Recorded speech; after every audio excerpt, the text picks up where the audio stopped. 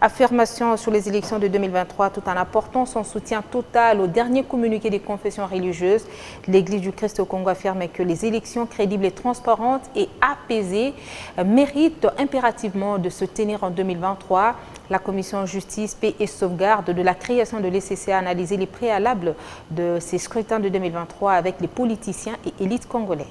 C'est dans ces conditions que nous pourrions espérer faire des élections crédibles, transparentes et apaisées en 2023. Les élections crédibles, transparentes et apaisées méritent impérativement d'être tenues en 2023.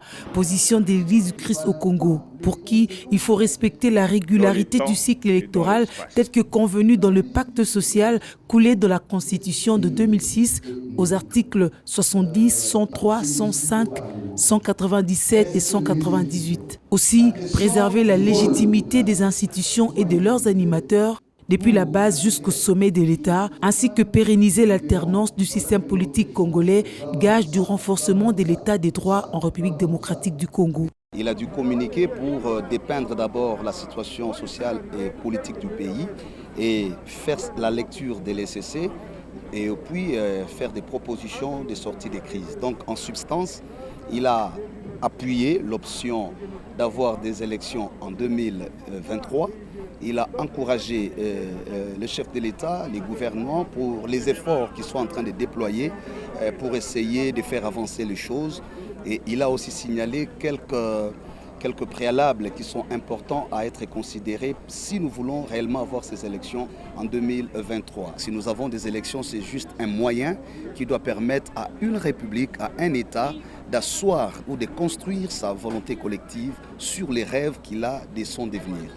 Ces questions vitales étaient sur les tapis ce samedi à la rencontre des politiques et des élites congolais sur invitation de la Commission Justice, Paix et Sauvegarde de la création de l'ECC. Un sujet capital qui laisse couler des mots des participants. Pour qu'il y ait la paix, il faut qu'on ait des dirigeants légitimes et pour que le pays ne puisse pas souffrir de la crise de légitimité de ses dirigeants. Je pense que les élections constituent bien une matière importante qui intéresse l'Église. Est-ce que c'est une priorité?